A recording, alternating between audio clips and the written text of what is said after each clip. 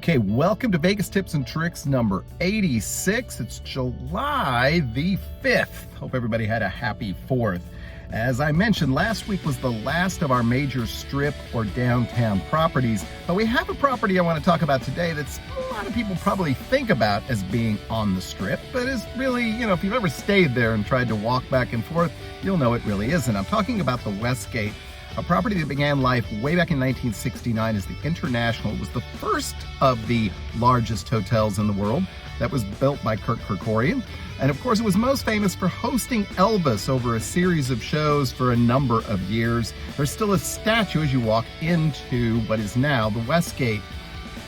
Along the line, it has changed ownership and names a few times. For a number of years, quite a few years, it was the Las Vegas Hilton. I happened to stay there one time. It's a pretty nice place. Nondescript property overall, except for the enormous sports book, which is still often cited as one of the sort of authorities on setting odds in Las Vegas.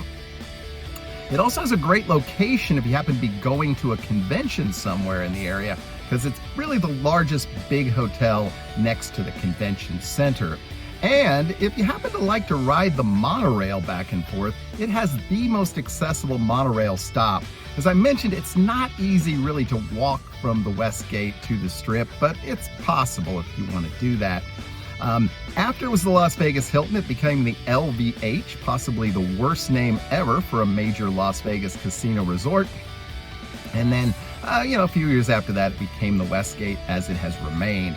I have not heard a lot about the Westgate lately. If you've stayed there recently, have any feedback, do let me know. I think it's one of those properties that's kind of just there, and it attracts a lot of those timeshare people, so watch out for that. But certainly if you're attending a convention, it's not a bad place to stay. And hey, if it happens to be the best available option, just remember Elvis slept here too. All right, we'll be back on Saturday with another Vegas Tips and Tricks Weekly, and we'll be back next week with another Las Vegas resort somewhere across the city.